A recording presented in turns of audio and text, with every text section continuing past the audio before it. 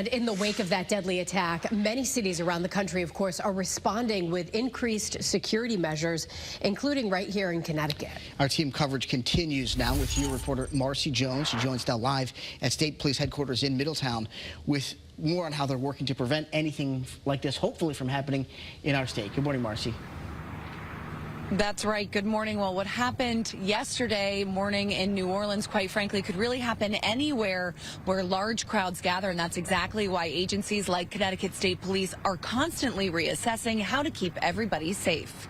Threat assessment for large events is nothing new to law enforcement. However, in the wake of Wednesday's mass tragedy in New Orleans, many agencies are focusing more on infrastructure surrounding large events.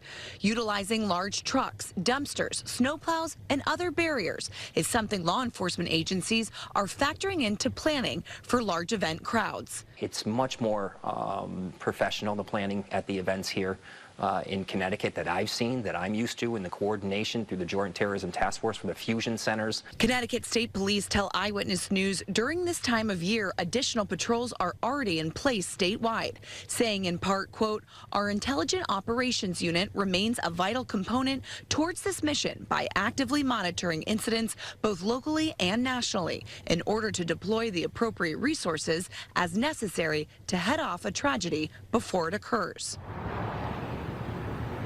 Connecticut State Police also want to stress that currently there's no known threat to the citizens of Connecticut. Your reporter in Middletown, Marcy Jones, Channel 3 Eyewitness News. All right, Marcy.